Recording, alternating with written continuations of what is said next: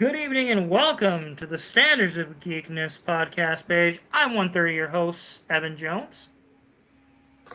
I am the one in. Hey! There's a pecking order around here, Nugget. Champion? I am.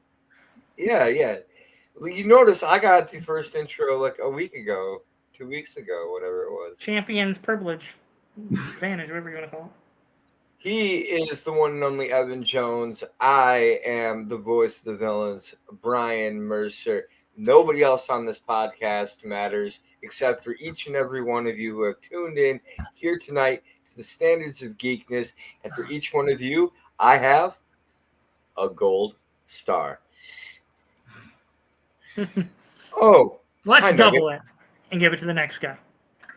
And I am the king of the Nuggets, Daniel Roberts. Why do you think you get to be a king of anything? Because I'm British. Because it's the closest he'll get to his Burger King crown or the HKW championship. Yeah. Nugget own. One. All right, let's jump right into it, guys. I'm starting early tonight. A lot happened outside the ring this week. We saw Jelly Roll and Logan Paul pop up on the Tonight Show along with Randy Orton and Drew McIntyre. Honestly, a lot of people weren't super stoked on the segment. I thought it was the right thing in terms of like visibility for SummerSlam, especially a rushed SummerSlam like they are doing right now. I enjoyed it. I thought it was interesting. My one complaint is I think it kind of made Jelly Roll look too strong. I think he could add a little bit more of a tussle with Logan Paul there.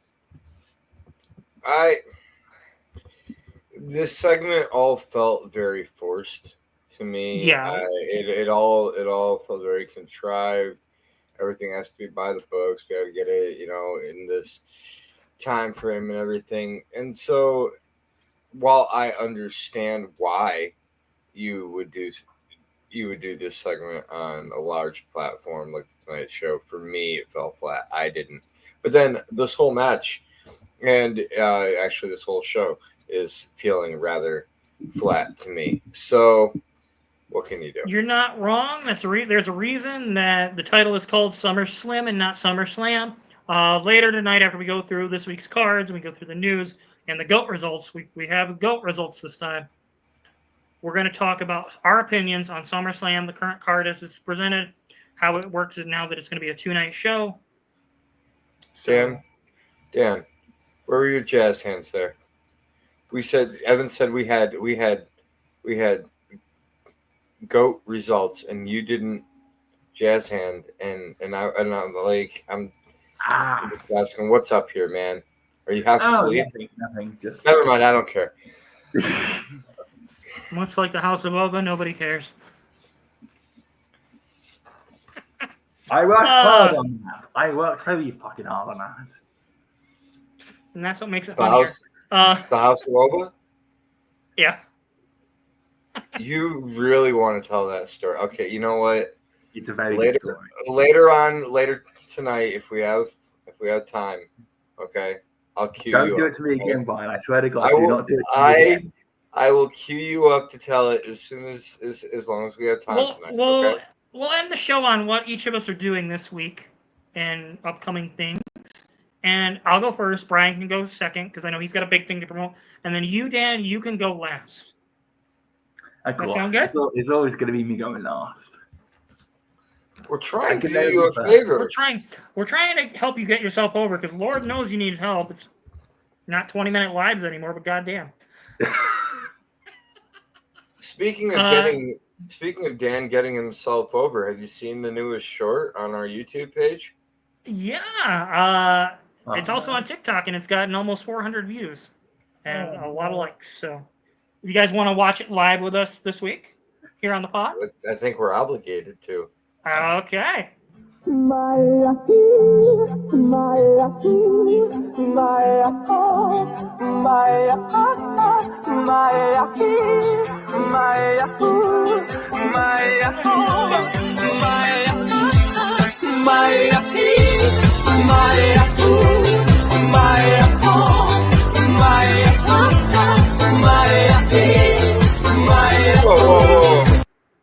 Shut it down. He doesn't get to have a good time with this.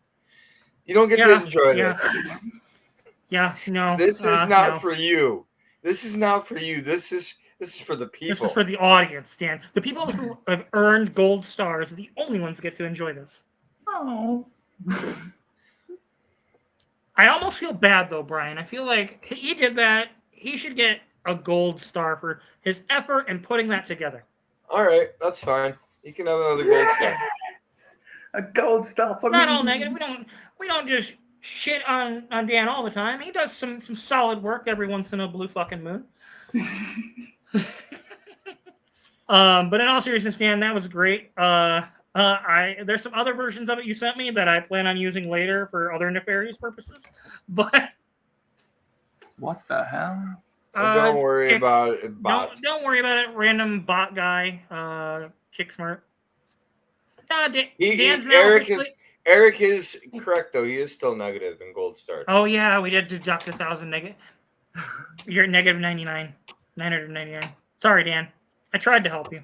I need a gold star in the bank. I need something to get me more. I'll tell you what. Star, if you ever eventually win the championship for real, you'll get 1,000 gold stars. I'm willing to wager that right now. Zero it out. Just zero out his. Just zero it out. Put you back to zero. Okay. Better work your ass off and actually watch AEW content then, because you're gonna have to know it in order to predict it. Because your boy's gonna defend everywhere and anywhere. All right.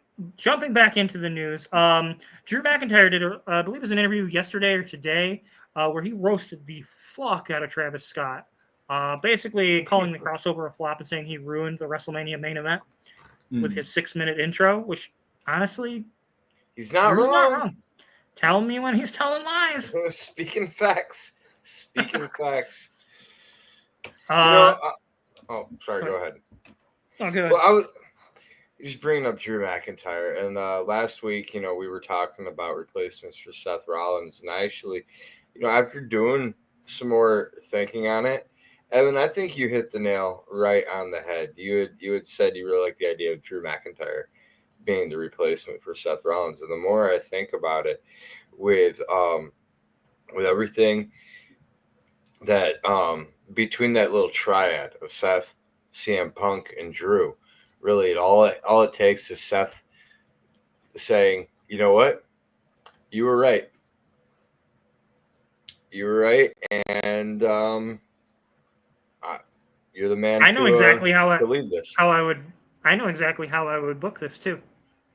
I would have Punk beat Gunther in the main event of night 1. And then I have Seth's music hit with him on crutches, with Heyman with the Money in the Bank, and Punk's bloody. I want Punk bloody for this. Punk, and then Rollins says, and then all of a sudden Drew's music hits. He has Heyman hand him the Money in the Bank briefcase, walks down, cashes in. He's the world champ. That's exactly how I would do it. Ooh. Love it. Yeah. Love it. I don't know if you guys have caught any of these Cody Rhodes and Randy Orton prank ad campaigns for Fireall. They are fucking hilarious, where Randy keeps trying to put pie in Cody's face or dump water on him and stuff, and Cody always somehow is the guy afterwards or dodges it. It's the fucking funniest thing I think I've seen in a while from WWE. I love the natural charisma between those two. Those two do work really, really well together, I gotta say. James Gunn, in his Superman presser, his interviews this week, and mentioned The Rock, Henry Cavill, and a lot of other things going on. Normally we thought about doing some more comic book related episodes and movie related things. Superman was fantastic. If you haven't already seen it, go and see it. Take your kids to see it. Take your wife to see it. Everybody should go and see it because it is an example of what masculinity actually should be. Okay, wait. I gotta ask you guys. Well, we can talk Superman for a minute. I know normally we do the wrestling thing, but we can talk Superman for a minute because I went and saw it. Okay, and let's. Told you. Yeah, you were right. It was really good. We should still keep it spoiler free as much as we can. No. I want to ask. We'll do it in slow motion, I want to ask you guys, who is your favorite character in the Superman movie? Ooh. I really liked how they did Clark. And I liked how they did Lois. It wasn't a damsel in distress like the 50s version. It wasn't the overly annoying, one from Superman Returns. Honestly, probably Luthor or Mr. Terrific would probably be my two favorite characters from that movie. Because it's easily the most relatable to, like, Lex Luthor. It clearly proves I am not hating to my maximum capacity. All right, Dan, how about you? I think I have to go with Jimmy Olsen, and simply because I believe personally he is the Nugget of the DCU. Yeah, except where he gets laid. Exactly. Yeah. Oh, He's got one thing I don't have: women. Nugget gets owned. Okay. I know I'm wearing the Green Lantern shirt, so I know you're expecting me to say Green Lantern. Actually, I was really kind of surprised because I had seen the Nathan Fillion test screeners for the original Green Lantern movie years ago, and I think he would have made a better Hal Jordan than Ryan Reynolds. But I'm not a Guy Gardner fan. I've never I mean, been We a never Guy have Gardner been. fan. As long as I've known you, you have bitched about Guy Gardner for as long as I've known you, and that's, I mean, just 21 years at this point. And I can't say that I blame you. Guy Gardner's not a great character. But the character in this that I absolutely loved was Crypto. That was a really This iteration of Crypto the Superdog is by and away my favorite, and he made Superman feel relatable to me. Like just him like jumping on top of Superman, licking his face and all that kind of stuff, just like my dog does to me. It was... Yeah. Watching that in theaters, and like my dog Felicity passed away this last November, the day after Election Day, and she looked identical to the dog they had for Crypto. She just had a little more of the Pomeranian, or a little more of the poodle fur. But like it just brought back a flood of memories, and it just made that moment so relatable to me. I mean, I don't like what Snyder said on the film, where basically he said he did include Crypto in his Man of Steel, but apparently he killed Crypto off like years ago, and there was like a gravestone, and apparently it was Clark Kent that killed him because he was fragile life. Not gonna lie, when that black hole opened, and that's as far as I'll go. That's as far as I'll go without revealing a spoil. I mean, but I was about to leap out my chair and bitch slap James Gunn, and I'll leave it at that. How did you guys feel about Hot Girls War Cries? Sadistic Steve would like to know. I thought it was hilarious, a little over the top. I don't know. I thought it was really interesting, the parallels that people are drawing between real life and this, and how like people are protesting this movie in particular areas of the world. The moment where she does what she does towards the end of it, by far one of my favorite things in the whole movie. I thought Hot Girl was pretty cool in this. Yeah. I'll be excited to see how they flesh out the Justice League. I mean, we got Peacemaker season 2 in the next couple of weeks' time, so yeah. They showed some more trailers for that at the movie too, a little more thing. So I don't want to spoil that, but I will say that the inclusion of Maxwell Lord as a character, just subtly, kind of in the background, got me excited in a Thanos kind of way. Back, when we were, originally watching through the MCU series, the early movies, and you got that first clip of Thanos, and you're like, oh shit. He's played by James Gunn's brother. Yeah, he's played by James Gunn's brother. So technically, if you think about it, his brother's had like 4 roles now. He's had Canada Man. He's had Maxwell Lord. He's had I think 2 other characters in animation, I believe. Who? So all right. Well, I mean, I'm not trying to spend all night tonight on. Yeah, we could do a whole episode on Superman if people really ever want to get into it. Maybe after a couple weeks we can talk about that after everybody's had a chance to see it. Brock Lesnar, Daniel Cormier revealed that Brock Lesnar's on the TKO ban list. Rumored to be related to a lot of the fallout. props to WWE and TKO for having some spine on this. Even though they're kind of weirdo in some political senses, props to you guys for believing the victim and keeping him on the ban list. I'm sure everything will come 100%. to light eventually on what did and what didn't happen. But So wait, is he banned honestly, just WWE, or is it UFC? all TKO things. They wanted to do a crossover. Yeah. Oh. That's what Cormier was talking about. Goldberg. So we touched a little bit last week on the retirement match. I wanted to kind of give it some space to breathe and to think more on it. He's done a lot of interviews recently over the last week, kind of complaining about his loss and the way it was handled and the way it was booked. I don't think he had a problem losing. I think it was more about the build and the fanfare. I think maybe he was oversold on the expectations of what it should be. I think he expected a PLE / pay-per-view, to be his final bow out. And it's looking like it's rumored he might be talking to AEW and New Japan possibly to have final retirement matches there as well. I don't necessarily believe the New Japan one, but I could see him going to AEW given the WCW parallels. Have him go against MJF for one last match. I think it should be Chris Jericho. I think the story is just too perfect. Maybe if it was 20 years ago. You want to rehash Chris Jericho versus Bill Goldberg? Like, seriously? Is that what I hear you saying right now? Well, I know everyone says, "Oh, why Chris Jericho? He's a fat, tubby piece of lard right now." Hey, whoa! We're not gonna do body shaming. We're gonna talk about, it's the same reason we don't ask him where his wife was at on January 6th. Look. I'll be honest. I do not want to see Goldberg in a match with Chris Jericho or with anybody else, and I'll tell you why. As a matter of fact, Evan, I just sent a picture to the chat, to the group here. This is why. Bill Goldberg. Why do we need to endanger another wrestler with the recklessness of Bill Goldberg? Do I need to get a picture of him dropping the Undertaker on his head? Oh God!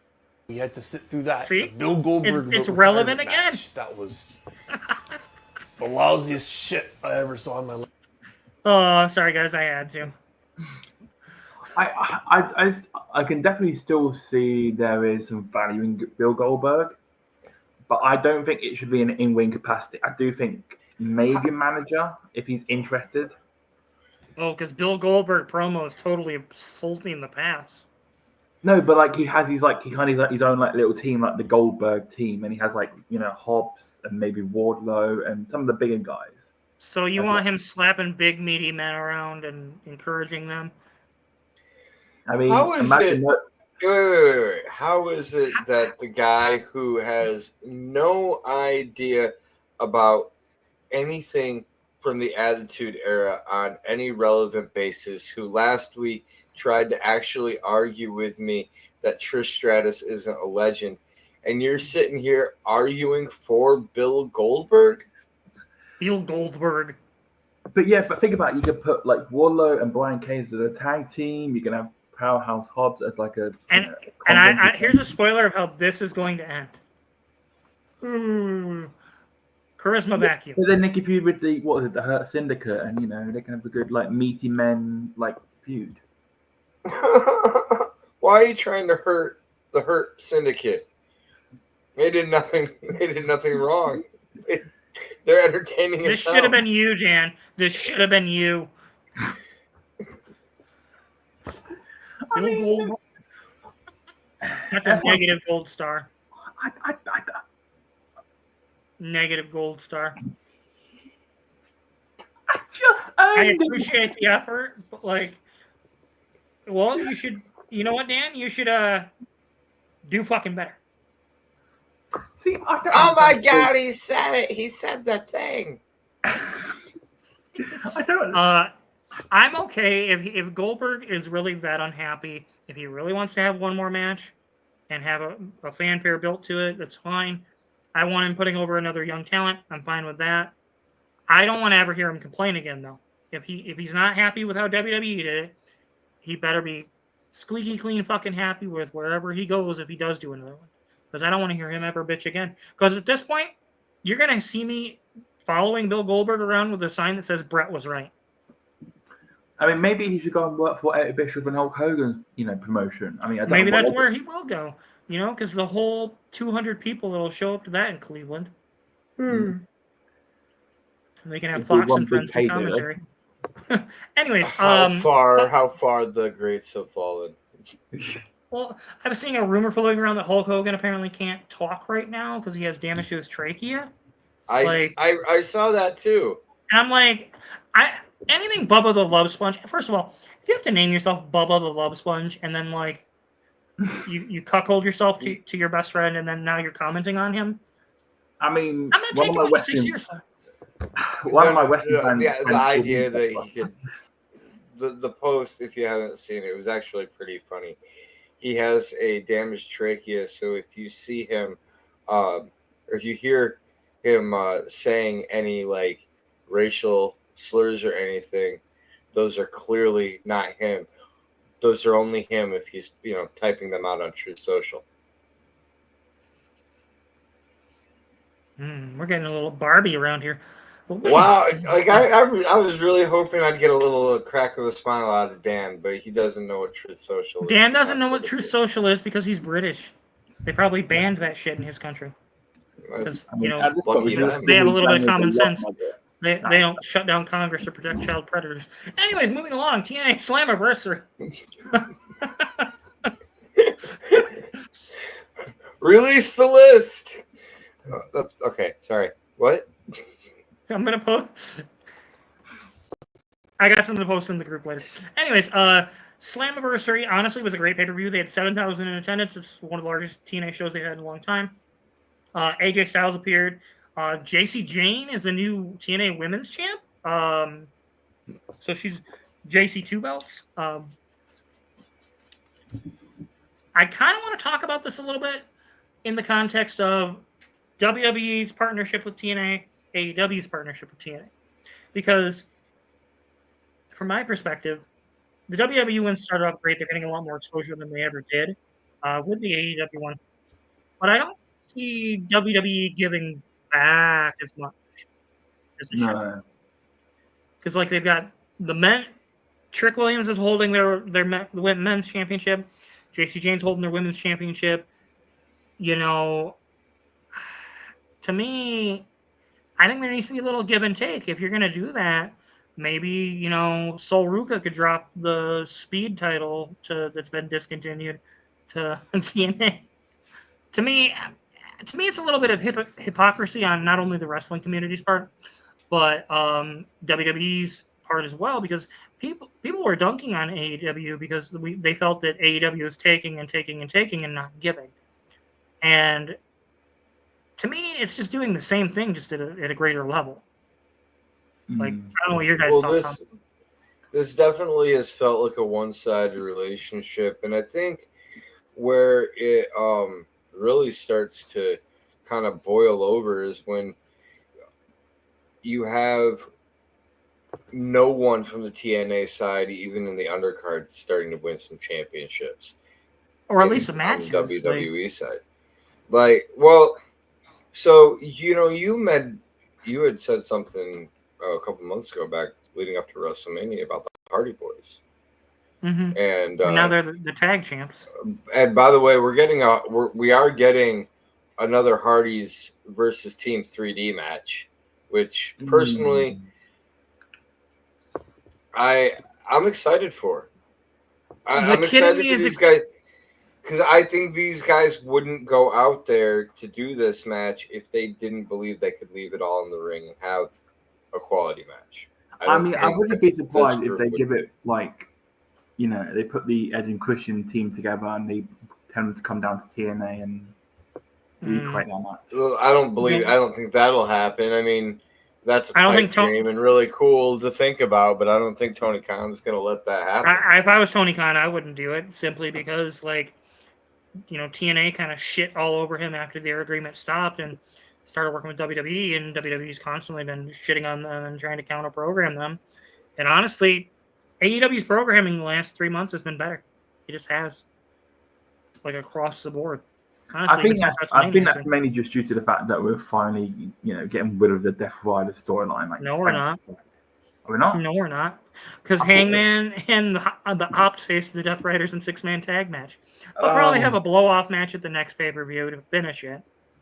Please, but like, let this be done. Let this be done. No. I shat all over the Death Rider storyline for a long time. You guys know that. But I've gone back and I've watched a lot of that. They served their purpose. They were hated for a reason. They got the reactions and got the people over they needed to. I think we as wrestling fans were just conditioned for the pop. We're conditioned for the cool bad guy, and we're looking for the cool thing. They're giving us the opposite of that. They don't want us to be entertained like that. They want us to be entertained by going through the traditional babyface route, more of the 70s and early 80s, Mid-South style. Yeah. There may be some truth to that.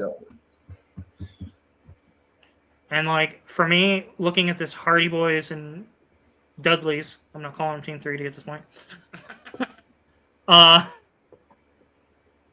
The kid in me is super excited for this. The wrestling fan in me is excited for this. The adult in me that knows that my hips and legs pop when I walk wrong or get out of the bed wrong is like, It's sometimes hard to watch Matt and Jeff go really horribly wrong though. I can see it end up going horribly, like Hardy, Yeah, like, and last I knew, Devon had like a heart surgery and couldn't take bumps. So yeah, I feel like he had like a heart surgery, and that's why he couldn't wrestle in any capacity. I don't know exactly what's going on with Devon, but I have heard that he's lost a lot of weight. Yeah, I was reading in that. A lot better shape now. So there might be maybe medical advancements. Honestly, this just gives me flashbacks of the whole DX versus Undertaker and Kane tag match. I mean, a tag match is still going to protect all the talents involved because there's 4 people to carry it. I'm more concerned about, real injuries. And honestly, it's kind of hard to watch Matt and Jeff go these days. Yeah. Like, the pacing's just not the same. And, like, you can tell they're in a lot of pain when they take bumps. It's not like the selling kind of pain. It's like the, oh, that actually hurt kind of pain. So, like, as a one-time thing, I'm super stoked and will watch. I'll watch anything TNA related that's not related to Tessa Blanchard. But, honestly, Slammiversary was good. What else is there to say? Honestly, it was better than SmackDown or Raw. I mean, personally, I'm just a fan of the Hurt business. Like, everything MJF is doing, adding to that group right now. He's adding exactly what they needed. A little bit of levity and the, not seriousness. They're very serious as it is, but like I'm trying to think of the right word here. Yeah. There's a level of legitimacy that I feel like he brings to the group with, the fact that he is a former AEW champion and that he has the ring, and like MJF, whether you like him or not, has proven himself in AEW. Yeah. So I think it's awesome to see him like kind of take it, and it's not quite a leadership role, but it is. It's that weird like in between. And I'm kind of glad that they didn't just go back to formula and and bring in Cedric. I'm kind of glad they haven't done that, and he's in TNA and he's actually kind of being built as like one of the faces of the new X division. I kind of like that, and it's not just he worked well with them in WWE. Let's just put him in AEW. Like it's. Well, I think it's more his choice. Like you get to pick where you go a little bit. Yeah. I still don't think he should go back to the group though, because I think he will be a lot more successful without the group. I think he's a star that is ready to break out. I think he just needs that time. They're all stars. Stars. All right. So before we get into the GOAT results, let's do a word from our lovely affiliate, Dueling Guard. Make sure you go to duelingguard.com, enter the code SOG for 5% off all your orders. There's something cool. I can't say what it is just yet. That's dropping live this Friday.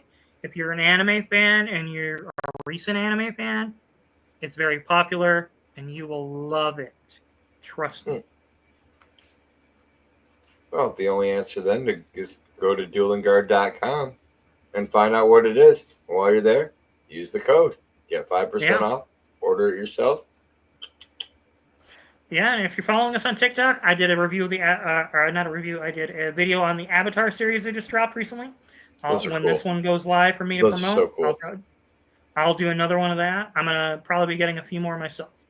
The GOAT results. Dun dun dun dun dun dun dun dun. We need better music. We might need better music for the GOAT results. We might. I don't know. I've been drinking, so. Ride of the Valkyries. There we go.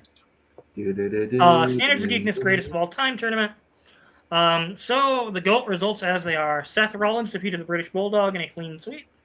Chris Jericho and Triple H. This was kind of a lopsided affair. 80% to 20%. And the Macho Man cleanly sweeping Chris Benoit.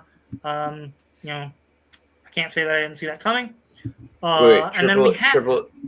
Triple H beat Chris Jericho? No, Jericho beat Triple H. Okay. Really? Yeah. If you look at it in terms of impact, they both have their impact. It's just, if you stretch out their careers in the business, Triple H's impact, is felt, but he was always that B+ level guy in the Attitude Era. It wasn't until later on when he was in the Authority and in the Office that he was really taking off. Yeah. It's not to take anything away from him. Triple H is one of my all-time favorites. I just personally think when you add the complete resume together, Jericho's just has a slight edge. And the Macho Man, this seemed like it was going to be a clean sweep, and it was. But we have an interesting one for the fourth, guys. Booker T versus Kerry Von Erich ended in a tie. Ooh. And since we ended at a tie, we will vote to determine who wins. If you are voting for Booker T, raise your hand. If you're voting for Kerry Von Erich, I'm assuming that'd be you, Daniel. Yeah. Booker T wins. I gotta say, I'm kind of surprised that the vote for Kerry came from Dan. I actually kind of thought that would come from you. The only reason I chose Eric is because I watched the documentary and it is so emotional, and also I watched Dark Side of the Ring.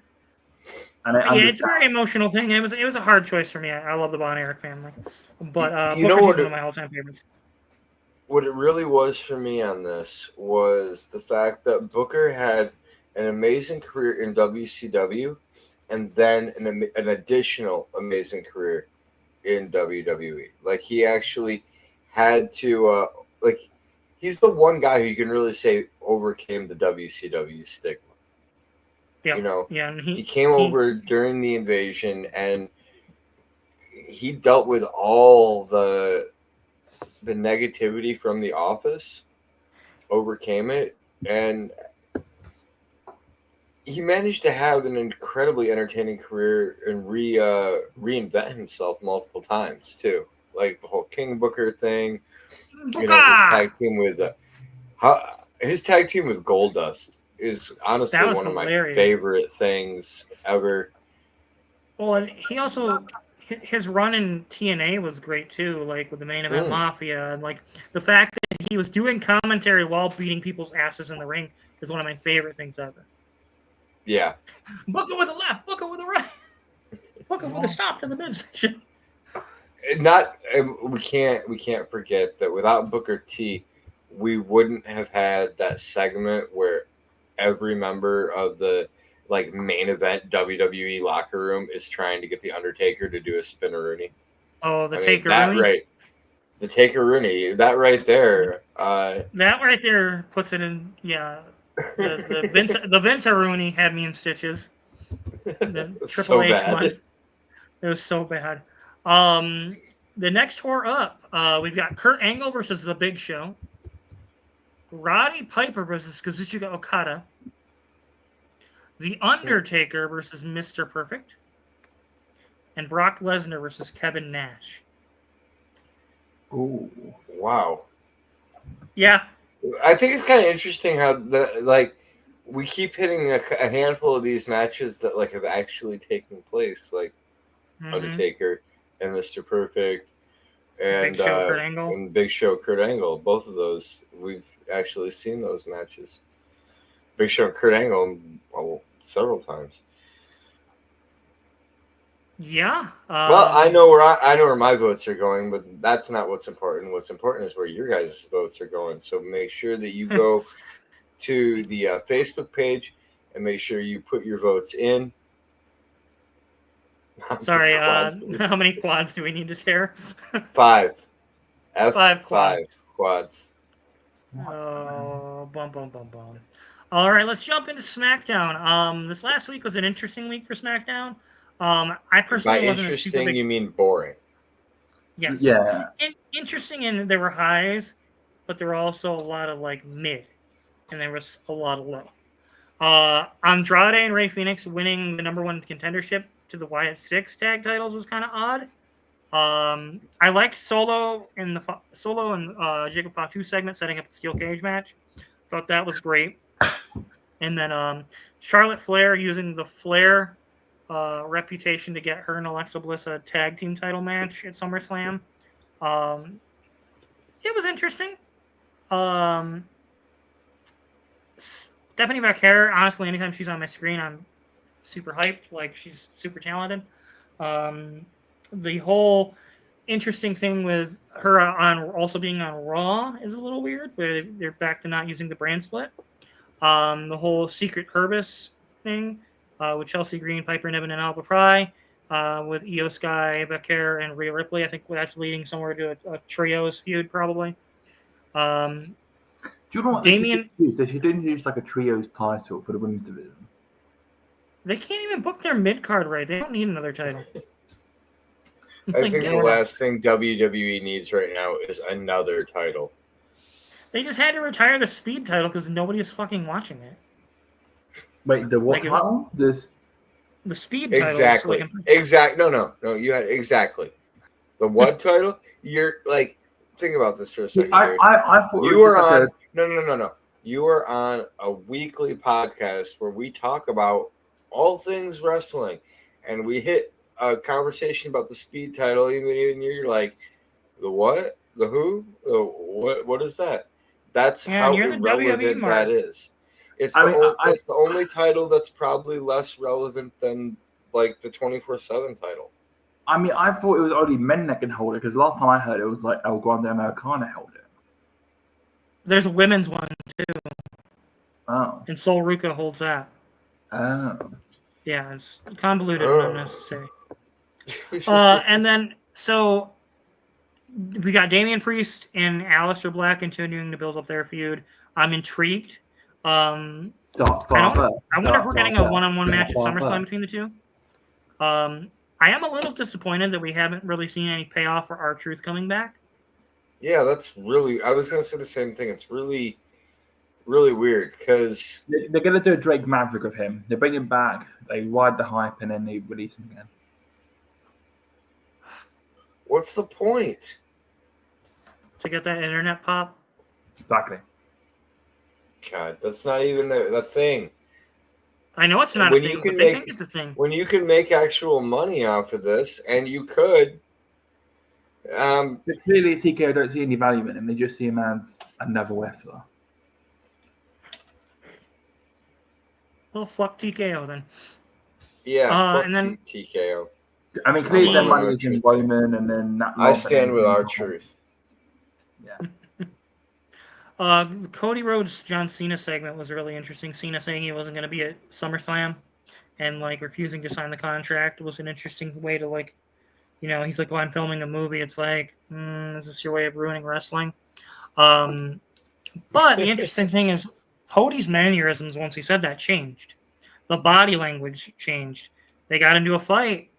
Cena tried to hit them with the title. Cody used the title to hit him back. You know, I don't know if people noticed it, but Cody's wearing that Rolex that The Rock gave him. He's wearing the glasses The Rock gave him.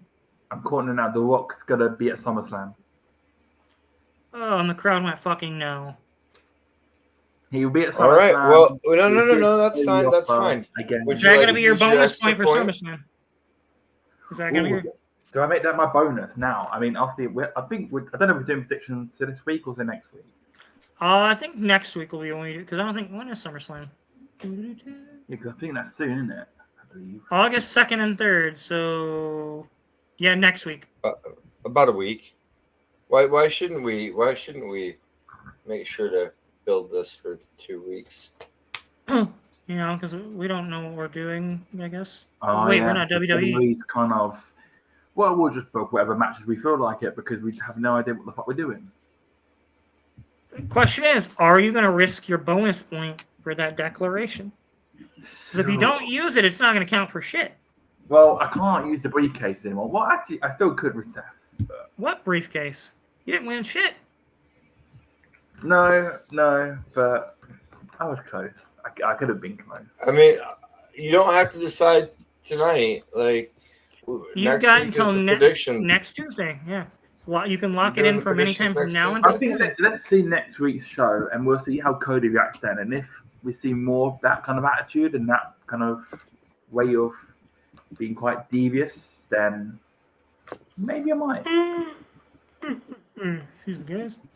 I think the real question you need to ask yourself is, does The Rock need to come back in order for Cody to turn heel? You made the crowd go mild. Oh. You made the crowd react like they were watching a Xander Shaw match. Wah, wah, wah. Hey, everybody can catch strays. Anyways, moving along. Raw last night, I guess. There were some interesting matches. Judgment Day retaining the tag titles. Stephanie Becker and Io Sky had a match. That didn't end in another no contest. I think they're building something long term there. Sheamus and Rusev delivered another slobber knocker. This was way better than the last one I watched of theirs. See, this feels so much like Cesaro versus Sheamus, that kind of whole rivalry. That's what it feels like. They were just rehashing the bar. Oh, because that's what Russo came back to WWE to do. No. And Sheamus gave us a wee bit of a meme. That is a good meme. That is a good meme. Yeah. The LWO is the new number one contenders to the tag titles. Wait, they're still around? I thought they were done. I forgot they were a thing too. They beat the New Day and Alpha Academy. So wait, who's in that group now? Is it just the two tag teams? It's Dragon Lee and fuck if I remember. That's part of the problem. Is Ray Phoenix in it? Was he not? Is he just like No, Phoenix is him and Andrade are the number one contenders for the Wyatt Six's tag titles, which I forgot the Wyatt Six won the tag titles because they don't. I am just convinced that Triple H. Nothing about the tag team division on either show is making any sense right now. I could probably fix it. I could probably fix this tag division just like that. I'm convinced Triple H doesn't know how to book tag teams. Same as Vince. You know what we need? We need the Revival. Bring back the Revival. They can fix that tag team division.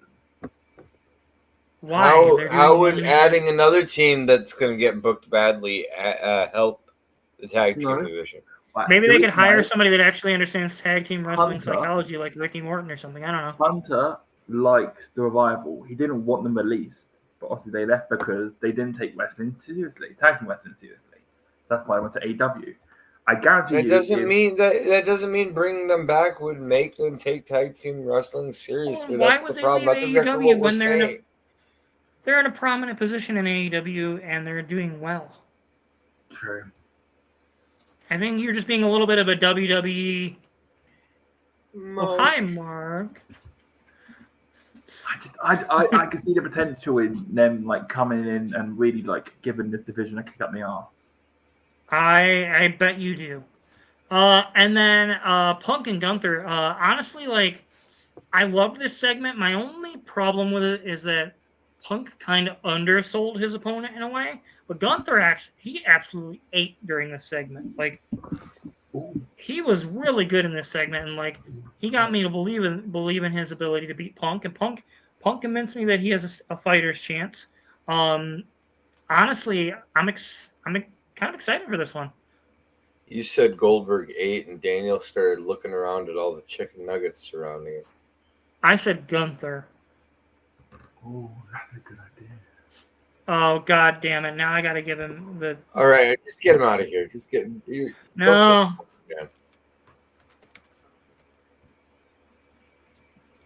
I just got to I get can't have him salivating all over this podcast. I just thought of a really good idea in my head. I need to go to my creative writing board after this podcast. It'll be another... He means Pornhub. No, it'll be another classic like House of Over. The new League of Nations. My god, it's like you have Vince McMahon's diary from 2014. Chock full of fucking bad ideas.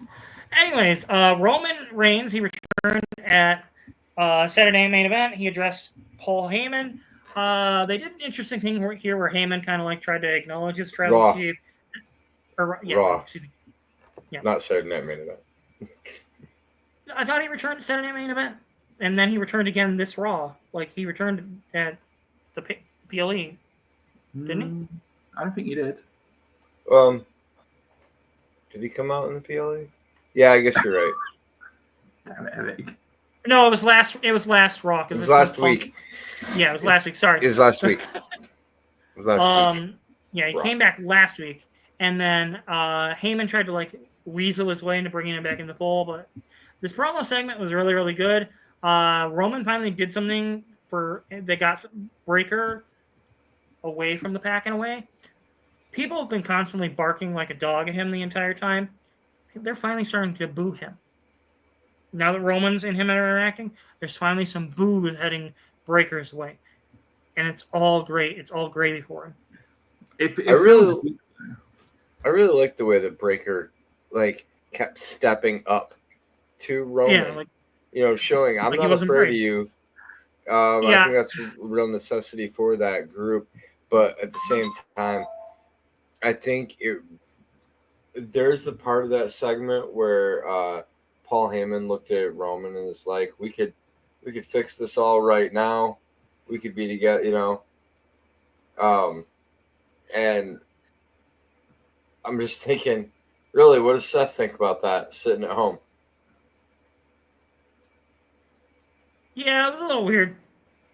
Well, and the weird thing to me is they're booking this kind of like a tag match. Ooh, iguana tag. I mean, that's a good idea, Eric.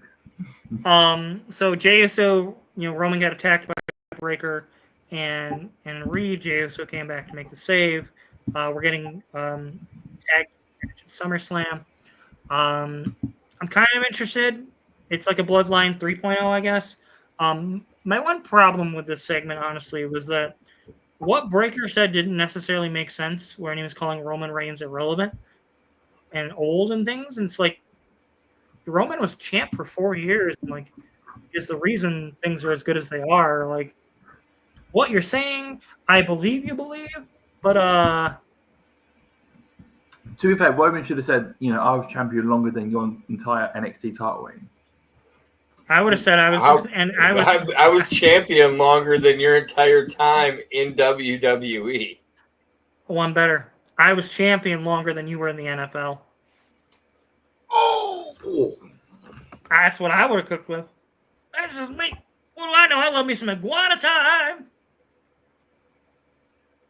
Yeah, iguana time. Ooh, let's have some Numa time. Some Numa time? All right. Remember, Dan, you're not allowed to enjoy this. For us. My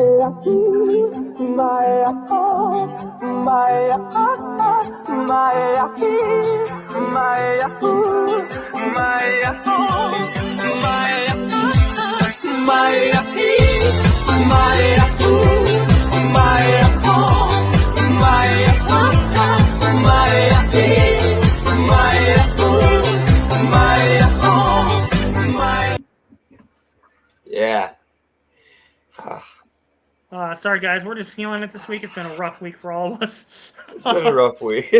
But yeah, honestly, like Raw was better than SmackDown. Not by a whole lot, but enough to make it distinguishable. Honestly, Ooh. WWE this week was kind of Interesting average. question for you, Brian. Who would this replace Mr. Grana time for Brian? It depends, really. As long as Dan's not having a good time with it, then maybe. But if Dan starts to enjoy himself, then I hear me what? out. What if we get Dan and Mr. Iguana in the same room and they both do the Numa Numa dance? That would be iconic. If we could do that, then I would definitely replace regular Iguana. Dan with Mr. Iguana? Yeah. We'll just replace him with Mr. Iguana. Maybe we can make a trade. I'll get Mr. Iguana, and then he can have some of my nuggets. That's not where I thought you were going. Wow. I thought you were going to say that you get Wow. Mr. Iguana and we get the puppet, and I was going to say something about him having his hand up your ass. This podcast went down the hill quick. Woo! Nugget own. Yeah, so before we jump into AEW, yeah, AEW's back in the menu, folks. I know we talked a long time ago about not doing their content anymore. We said that if they ever started getting things on the right course, that we would come back to it. Before we do that, though, make sure you go to duelingguard.com, enter the code SOG to get 5% off all your orders. They've got sleeves, they've got binders, they've got mats, they've got cool anime-themed deck boxes. I myself have the DBZ Ghost Gohan Beast, and then the Grand Line Treasures boxes, as well as the Shin Godzilla mat. It's beautiful art. I'm excited to use them every time I roll them out. Nice. All right, so Dynamite this week. Feels a little weird to talk about Dynamite. Hangman opening the show kind of with like a rah cheering up the crowd kind of thing, a heartfelt promo, kind of welcoming in the new era, not the non-Death Rider era. Sure how that is. Let's go. MJF and the Hurt Business. That stuff's been gold. Him warning Hangman he's coming for him, that it didn't matter whether it was him or Moxley, didn't matter. Moxley would have been easy. Hangman, he gets to enjoy it. That promo segment was great. I thought we were over the Callis family, but apparently Don Callis is like a fucking cockroach and just keeps coming up with a way to get a new recruit every week. The Toxic Spider Thekla won a $100,000 four-way. She's joining forces with Julia Hart and Sky Blue. I'm intrigued at the concept of a women's faction in AEW because it hasn't been done. Excuse me, guys. To me, it's interesting. My one caveat here is I think Sky Blue needs to change her name. Sky Blue doesn't fit with a dark character gimmick. No. It just doesn't. See, this feels more like a Ali situation, kind of the whole situation in TNA when the Bunny and Rosemary kind of thing. Yeah. Nah, I get it. But yeah, the Young Bucks, the former EVPs, the whole treatment throughout the show, that was hilarious. That's great. Taking away their pyro, taking away their Tron, making them dress in the janitor's closet. It was very it kind of took on a meta feel of what people described in the books of like WWE's extras situation in the 2000s. It felt more like to me like the mid situation when he was kicked out of the locker room after changing like bathroom stalls and stuff. Yeah. And then Mark Briscoe, him and MJF, like the whole little pickle feud thing there is hilarious as fuck. The main event saw Hangman, Briscoe, and Hobbs beat the Death Riders in trios action. We saw Darby Allin return, so that was great. I'm excited to see the new era of AEW and see where it goes. I think they hit the reset button and they've done it in a creative way. Yeah, I just say how great it is to see Briscoe getting his. I kind of just want to see more Dan, like wrestlers. Brian was talking. Dan. Oh, Brian sorry. was talking. No, I was just saying that like the Briscoes tag team was epic. It was one of the best tag teams that we've had in wrestling in a long, long time. And their feud with FTR. yeah, and that's a team that I thought we were going to get to see a lot more in AEW, in ROH. I thought we were going to get that opportunity. I know we were never going to get to see them in WWE. And obviously that's not going to happen now, which is heartbreaking. But to see him getting that opportunity as a single star, it's we talked about Booker T earlier tonight, and it almost has that feel of like this is the singles career after Harlem Heat. This is the singles career after the Briscoes, and that feels really good. Yeah, like as a wrestling fan. Definitely agree. I for one, I'm excited for this. MJF versus Hangman, Hurt Syndicate versus Hangman. It'll be really interesting to see what they do with Swerve and Ospreay being the new EVPs. Will they have more matches with the Young Bucks? Who knows? Or they could I want to see him feud with Tony. I want to see them feud with Tony. Like, where is this good? Khan. Well, you think about where is this really going, and what's the point of being an EVP? Well, an EVP has to deal with the boss. Honestly, like I would not mind having them have another match with the EVP titles back on the line, and having Tony Khan like come out there and like basically make it a tag team I Quit match or something stupid, and they like hold Tony Khan as hostage, and like Swerve and Ospreay have to admit their defeat. What if Tony Khan turns heel and he helped? That's what I was going. Yeah, that's where I was going to go with it. Have him turn heel, join the Young Bucks. He could be the PPE, the president, the executive president. You can kind of turn him into the whole like evil Vince McMahon character that he's been kind of trying to portray online, because everyone already hates him.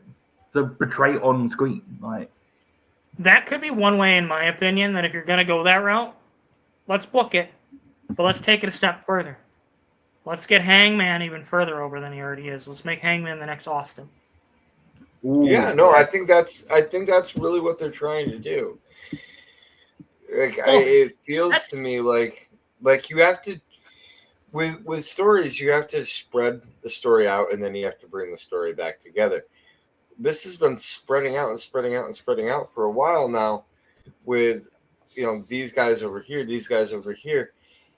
It has to draw back into the center at some point. I thought that was going to happen to All In, and it didn't. Yeah, like it kind of did in some regards. It kind of did in some places, but like I feel like this is step 2 or 3 in a bigger story. Yeah. Yes. So maybe we're looking at something at Double or Nothing. Maybe we could see a reunion of the Bullet Club. Maybe that could be. You could have Matt and Nick versus Swerve and Ospreay, make it a tag team match where the EVP titles are on the line. Tony comes out, turns heel. Following Dynamite, Hangman calls him out. They assault him, and then you could literally run back the higher power angle. Yeah, and like the Callis family and all that. I mean, you could easily explain it as Tony Khan just saying, like, he's been on that other side of going against the Young Bucks and doesn't want to really deal with it again. That makes them seem the higher power angle would almost be more interesting when you're like, well, you got the Callis family, you got the Hurt business, like you got so many groups. Honestly, I would put like the Don Callis family together with the the Gun Club and just put them with the Young Bucks. But this is what I'm saying. You have so many different groups that could be involved that you the ability for red herrings is incredible. I got it. Christopher Daniels and Scorpio Sky's new group. Daniels was apparently rumored to be the original higher power. What Oh my better God, that red would be herring sick. throwback? Yes. That would be sick.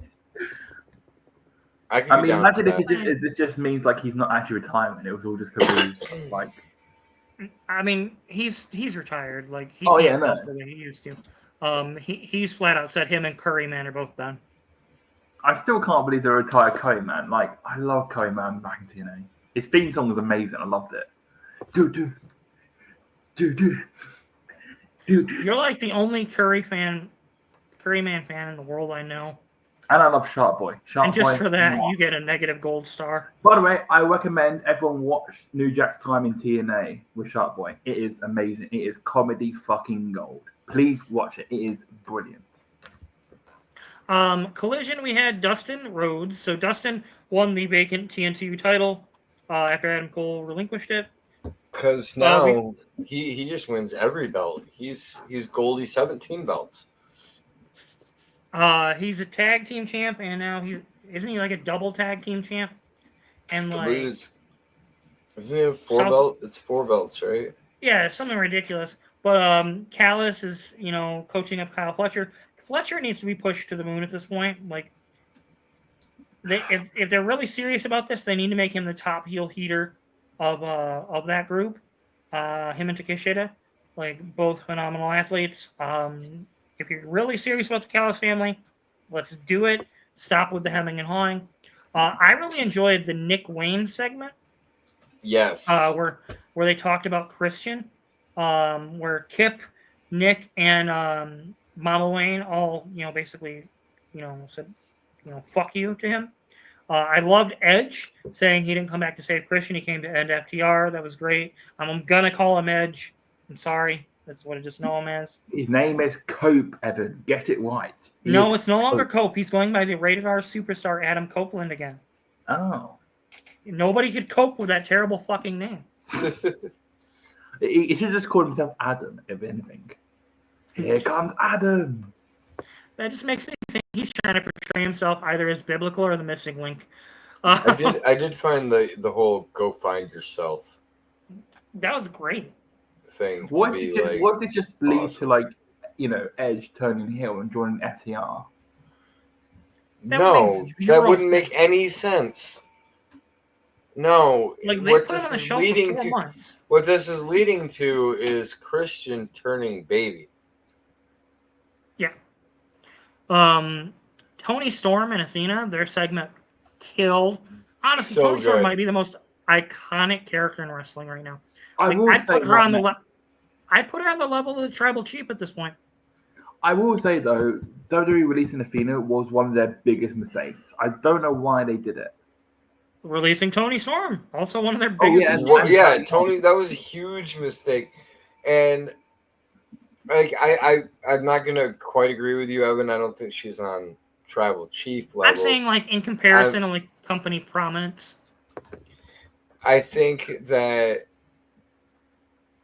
her timing could still be worked on a little bit. There's still a little bit of awkwardness in timing with some of her promos. That being said, the work that she's done, how far she's come in a short amount of time, in all reality, because there is an adaptation process from going to like indie work to being on TV. She's phenomenal. She's knocked it out of the park. She's everything we would hope that she would be. Exactly. WWE was foolish for letting her go. Yeah. Megan Bain, they're still continuing to push her like a monster heel. I'm loving that. She hasn't really fell off. I do think we are reaching a point where they need to do something with her and Penelope. I think they need to introduce a women's tag team title to AEW. They've got a lot of women wrestling. At this point, it just makes sense. And I think they could book it right because they know how to do tag team wrestling. Well, isn't Hangman still doing the women's division, isn't it? Or is he not doing well? Or was it Kenny Omega was meant to do the women's division? I know one of the EVPs was meant to be doing the women's division, or like looking over that and monitoring it. Was it Kenny Omega? It might be Kenny Omega. I don't know.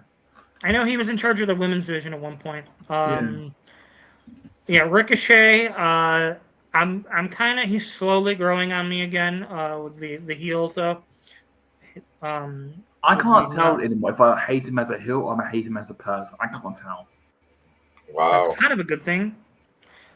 He kind of was getting the non-reactions from me for a while. Just I thought he was boring. But as they flesh this out, it's been really good. Yeah, and I'm not sure what they're doing with the Callis family versus Paragon at this point because Paragon is now back to Roddy and Kyle O'Reilly and like with Adam Cole's issues I think a lot had to get changed there. I think you need a new like version of like Undisputed Era. Like you need a new like They needed someone with charisma. I Kyle think O'Reilly and Roderick Strong are fantastic hands, but they're You just not need Adam one Cole, more. baby. Yeah. Adam Cole was 100% the charisma of the group. what if you just And- put like Jay Switch in there? I don't think it's quite that easy. I could see maybe you're talking about who'd you say? What me? Jay White. Yeah, did you say Jay White? Yeah. I could see that. I mean, you could do it you can have like a mini storyline like are they actually taking over the group or is it like are they able to work together? Like, I don't hate it. Yeah, honestly, Collision was worse than Dynamite, but AEW honestly it knocked it out of the park this week with everything. Compared to I'd give WWE a C average. I'd give AEW a B- average. So overall, pretty good show for AEW. I will say, if I was AEW, I would really consider opening up like maybe a third brand and make it like your NXT. They have ROH. That's part of the problem. They have ROH. What they need to do is they need to get ROH onto its own show onto Max and on cable. I would just get it onto Max and then let the cable stuff fall into place. But considering I think like HBO are looking to like kind of cut some stuff or cut some content, so it's yeah. I mean, there's some filler content still in both promotions. That's unavoidable. I think especially because they missed out on the NBA, didn't they? I believe, and then they kind of got AEW, but it's not what they really wanted. Yeah. Before we jump into our main topic for the evening, first and foremost, we want to send a special shout out to WWE Hall of Famer Ozzy Osbourne's family. For those of you who don't know, Ozzy Osbourne, the Prince of Darkness, passed away today. Heavy metal icon. First song I ever can really remember my dad singing to me was Changes by Black Sabbath. And to me, that's a song that will always make me want to cry. Just because it makes you think of everything. So, Eric has a point. Gun Club, you mean Ass Boys? Where the fuck is Danhausen? Holy shit, I completely forgot about him. Mm-hmm. That's the problem. Both companies are not perfect. But it's not how I would do things. I could do a whole podcast of just me talking about how I would fix both. And then Ozzy Osbourne passed away today, and it's a heavy time He's still for his quite fans. young if you think about it. Like 76 was still. Yeah, 76, but he was diagnosed with Parkinson's 6 years ago. Parkinson's, it's no joke of a disease. My dad was diagnosed with it shortly before he died. Bottom line, Ozzy Osbourne partied like a rock star from beginning all the way to the end. I still remember when he apparently whipped a bat's head off during one of his concerts. Yep, he made amends with the San Antonio mayor's office after that. Fun fact for those of you out there in the Standards of Geekness Nation, Ozzy Osbourne and Sharon Osbourne were engaged less than 4 miles from where I currently live and where I'm sitting right now in 1981, Kalamazoo, Michigan. Don't creep on me and don't look me up. Daniel's already like. I do think Ozzy Osbourne will have like a legacy going down as probably one of the most iconic bands. Absolutely, that charity show that he had was just like I think they raised like $160 million for charity. You know, it's insane. His impact on rock and roll will last eons. People will be listening to Crazy Train until the end of time. Yeah. Well, That I that think said, it our also thoughts. really said. I think it also really says something. Hulk Hogan, he doesn't do a following act. He doesn't follow behind people. He followed behind Ozzy though. Hogan Knows Best is still second fiddle to the Osbournes. And then before we jump into our main topic, make sure you go to duelingguard.com, enter the code SOG for 5% off all your orders. You know, every bit you give there that you buy stuff there to help your hobbies helps fund the podcast. It helps us grow and be able to do fun things. I've got a couple giveaways I'm currently working on and planning. I'm just super excited for what the future holds for the Standards of Geekness podcast page. Without further ado, SummerSlam or SummerSlam? Slim pickings, slim opportunities, and slim build. It's looking pretty weak, if you ask me. Dan, help you with something?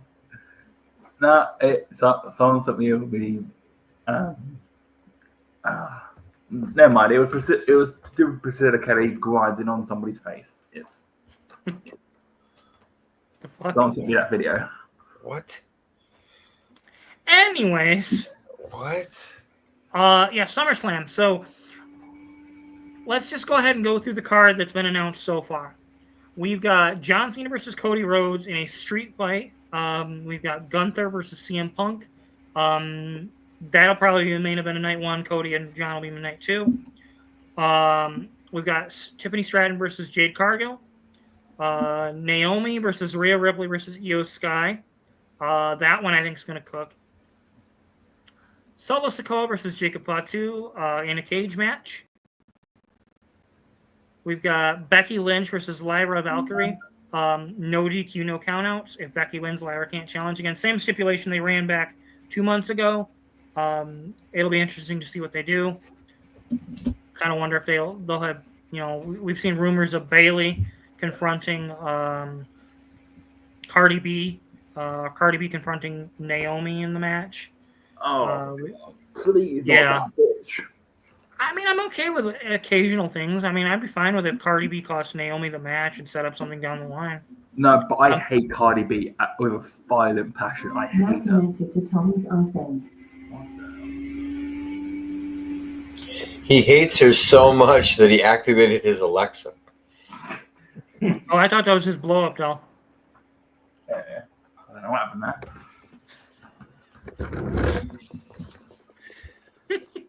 Dan, is your blow-up doll named Cardi B? He hate fucks or is it Cardi O? Oh, God. We've got Judgment Day versus Charlotte Flair and Alexa Bliss. Dominic Mysterio versus AJ Styles. I just want to say AJ popping up backstage praying and pretending to be a janitor. I'm loving those little segments. It's hilarious to me. Well, and I love the New Day's reaction too to that. Like that, the whole thing was gold. Like, what the hell is going on here? Although I will say they did kind of raise the heel, well, the potential face turn of Austin Theory because now he's injured. Yeah, but like nobody cared about A-Town Down Under. They haven't fucking won a match in like a year. I mean, like, no offense to either of them. It's just like Grayson Waller can actually go back to being a solo act and actually do really well. How is he going back to being a solo act if he's going to be teaming up with the New Day? He's going to be the Big G. Big G. What? Hold on. Seriously, he's going with the New Day? That makes... They're kind of monkeying around with it, like, in terms of, like, tweaking the storyline. It could lead to something where it's a swerve, but... Surely, hopefully, this leads to a Big E return. Hopefully. No, One Big can G. only fucking hope. Although it feels like that CM Punk kind of like era where like you were like, oh, maybe this is where CM Punk returns, or maybe this is where CM Punk returns. This is what it feels like with Big E. And then the final match, we got Randy Orton and Jelly Roll versus Drew McIntyre and Logan Paul. 9 matches across 2 nights. Triple H typically books 5 matches a night. It wouldn't shock me if we get some random tag match for the men. Or maybe we might get a concert. Maybe we might get a performing act. I don't know. A tag team title match for the men is what makes the most sense here. So probably Judgment Day. But in WWE, do you love money? Judgment Day versus LWO would be my guess as to the last match that gets But happened. that was I did half of last year. That was what the feud was. I did want to kind of discuss the way Dominic Mysterio was in that interview with the interviewer. Like, he looked very deadpan at the camera, very expressionless when Finn was talking. Like, he seemed like. I don't know. I'm enjoying these hilarious ass memes where it's like the Coldplay thing, but it's like Dominic holding Rhea, Dominic holding Liv, and then Dominic holding Roxanne. That's fucking hilarious. I think everyone's kind of seen my picture of me and the Nugget cheating together. Dan, we have better things to do every week than see what crazy picture you've made, and how you obsess over chicken nuggets. I mean, they're very good, but then I do like the look of the chicken tender.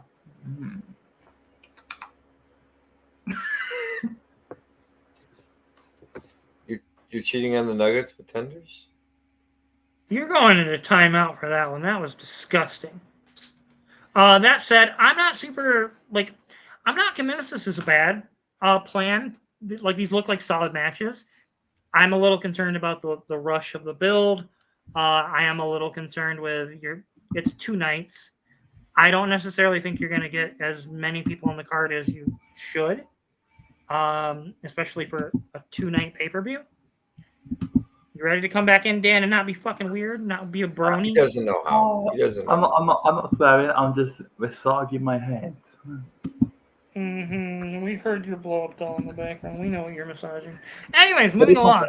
So, before we sign off for the evening, let's take a minute and talk about what we're doing here in the near future.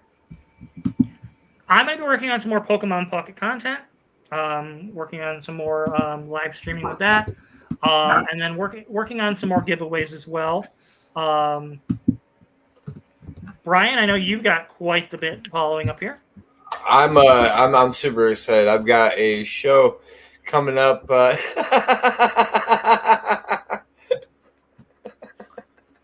does one of them look like my mum? Well, maybe that's the real question, Dan. Why does Dan, was your mom on the whole train?